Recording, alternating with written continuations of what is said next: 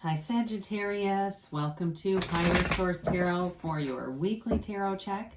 This is for the week of May 16th through May 23rd for all Sagittarius, Sun, Moon, Rising, and Venus. If you are new to the channel, welcome to you. I post new readings every Friday and every Monday. So if a reading doesn't resonate, you can check back in a couple of days, check a different part of your chart, or look around on Mondays because the format is different every week. It's a different style of reading every week on Mondays. Thanks to everybody for subscribing, hitting that like button, and just watching the readings. I so appreciate all the support. It's so much fun, so we'll keep doing it here. And if you haven't subscribed, I'd love to invite you to join us and become a subscriber too. All right, let's get the guidance for Sagittarius, Sun, Moon, Rising, and Venus. What does Sagittarius need to know, please? What messages do you have for Sagittarius, please? Okay. Just do one more. Okay.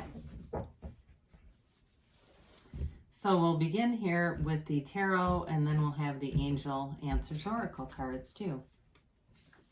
All right, you start off here. You've got the Ace of Cups, the Two of Pentacles, the Sun, the Five of Cups, the Devil, the Emperor, the Hermit, and the Seven of Pentacles here. And I don't normally do this, but I'm going to take this off the bottom because this card kept flipping up while I was shuffling. The Ten of Cups kept showing up, and I feel like it's a clarifier. There's something here in terms of celebration, reunion with family. It might just be a get-together with your family, but I feel like this energy kept wanting to come out into the reading. So with this, you have here Leo, Aries, Capricorn, Virgo. You've got water in general, Pisces, Cancer, Scorpio, and you do have Earth here too, Taurus, Virgo, Cap. Well, I feel like you have a, it's like you're making long-range plans on some things here. You know, when I look at like the Emperor here, he's the architect of the tarot, okay? He's an architect of the universe. And so, and I don't mean that in terms of, I shouldn't have said architect of the tarot because that really would be more like the Three of Pentacles.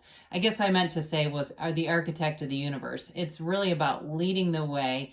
This is revolutionary energy, and it's some kind of a long-term commitment. If it's not in love, there's definitely money here. Very nice aspects for that. So, you know, with this, you have here the Ace of Cups. That's a long-term, very unconditional relationship. And if it's not in a love relationship, it may just be the coming together of your friends, your family, and community involvement in general, just feeling really good, feeling accepted wherever you go, feeling like you're in flow with other people in a really nice energy field. But in terms of a relationship, though, it is a big offer. It's a serious commitment. It's a mature kind of love, too. And it may be a new love. Now, for others of you, like I said, there could be something here with work where it feels like sort of a new passion or sort of a new reconnection with what you do in your job or your career, or if you're just getting started in something. It feels exciting, though. So the Two of Pentacles offers a little bit of a busyness in your life. And again, you may find you have a lot of social invitations, you have a lot going on around you, and it just feels busy. Some of you may be doing something financially here. I keep getting that. If it's a house or something like that, or a move, it's a busy time, but it's still a fun time. It's a time that you're looking forward to, especially with that Ace of Cups. That's fun energy. I mean, it's a passionate new endeavor. So especially if you're moving, and maybe that's why I said the architect of the tarot, I really meant the architect of the universe, but I do wonder if that's why that came out. It's sort of that Three of Pentacles energy. So the sun revolutionizes everything. It is, like I said, a new lease on life. It's high vibrational. It's acceptance in your life, and it's moving forward. And it's like that unconditional energy of the sun. It shines on everything. You've got a very, like I said, unconditional kind of vibe throughout your energy field with this, with several of the cards here. So the sun is a card of really getting what you want, feeling like you're making gains. You've got goals here, but this is attainment. The androgynous child waves that banner of victory, okay? And the white horse represents the truth. It represents purity. It represents a feeling of security and safety in your life too. So in a relationship, you may find you're moving forward. Maybe you're moving in together. There's something with a physical move here. But again, I feel like it brings in a feeling of safety, security, and like you're on the right path. You have that here too, by the way.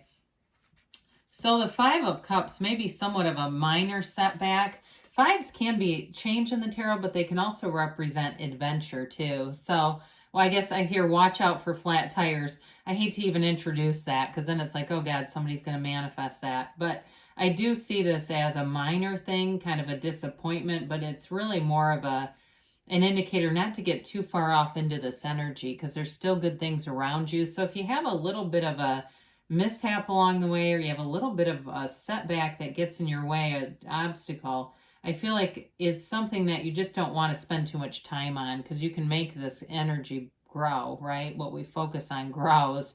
So with this though, the Devil comes in here and it's a card of limitations, limiting beliefs, obsessive thoughts. And with that Five of Cups, you got to watch out for those two together. The Devil is a card of not living up to your potential too, which I don't see that overall here, but I feel like it could be a challenge that shows up, getting maybe just a shorter period where you start to have a little bit more stress. And so be aware of that so you don't get into old habits or old beliefs like, here we go again. That's what the Devil always makes me think of, this here we go again. And so for some of you, it may actually be an indication of moving out of this. So if you feel like you've had a chapter, and I get 10 years, somebody has been spending 10 years trying to move away from this energy, where they felt like they just you couldn't seem to get yourself moving forward with any momentum. It's also about leaving this behind. It's being unchained from toxic cycles, old patterns, old relationships that didn't work, getting away from somebody, because I do see a new relationship here for sure.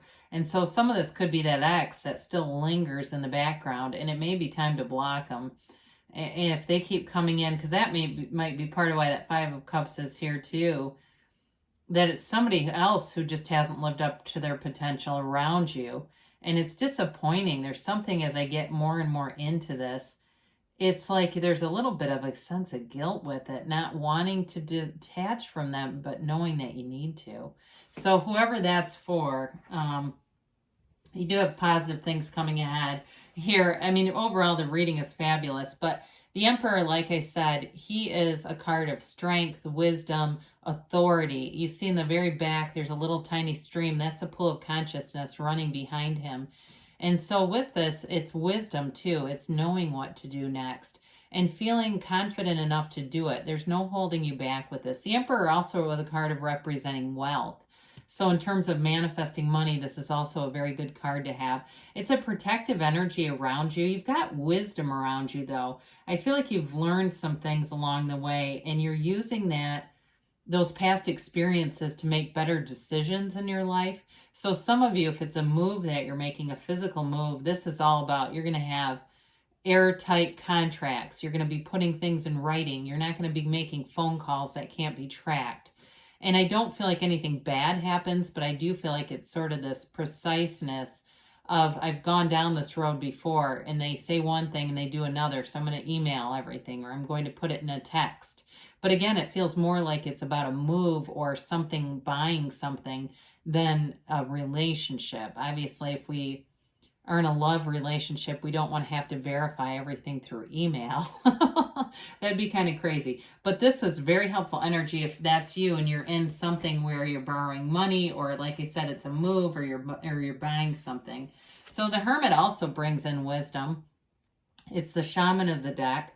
And it's really a card of deep spirituality. So like I mentioned with the Emperor having the pool of consciousness running through in the backdrop, this is a card of connecting mind, body, spirit. I see somebody in yoga. I see somebody practicing quieting their mind through deep breath work and doing other things that allow you to be in that sunlight of the spirit with the sun. And so this is a card too of being on the right track. And I also feel like as you proceed forward, it's in a very orderly, precise manner. Again, it's Virgo energy, and they do tend to be organized, precise, a little bit of a worrier, but with this, it dissipates that kind of energy, because this is not worried energy. This is a wise, knowing kind of energy. So you may find too that whoever you're dealing with in terms of attracting a love, it may be somebody who's a little bit older than you. I do get that in here. Somebody who's very established though, and they're very easy. They've got an ease about them. They don't worry about things. They don't get caught up in what-ifing situations. This is somebody who just knows and moves along, and they attract very positive elements around them too. And you may find that people say to them, you know, you'd be impossible to get into an argument with. It's that kind of energy. So the Seven of Pentacles is manifesting. You're wondering what's next. You might be waiting a little bit for things to move forward, but they are moving forward.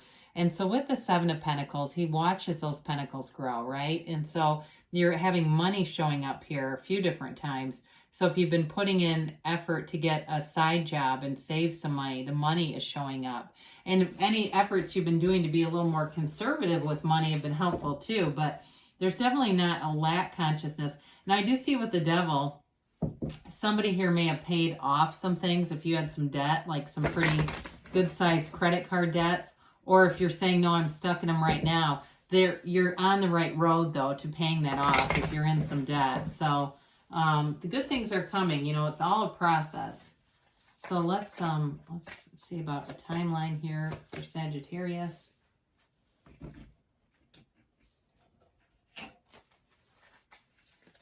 And a yes, no, maybe. All right, you have here, listen to your intuition. So especially with that Hermit energy here, connecting with source energy and allowing that to be your guide.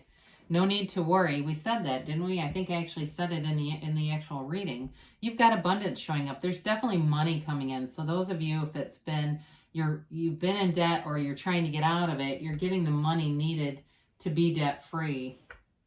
And you've got in the near future. So some of you too, the move that you're making might be it's like a stepping stone, but it's in the right path because you do have a yes. Okay, so good things are coming to you, Sagittarius. I love you, and I'll be back again soon.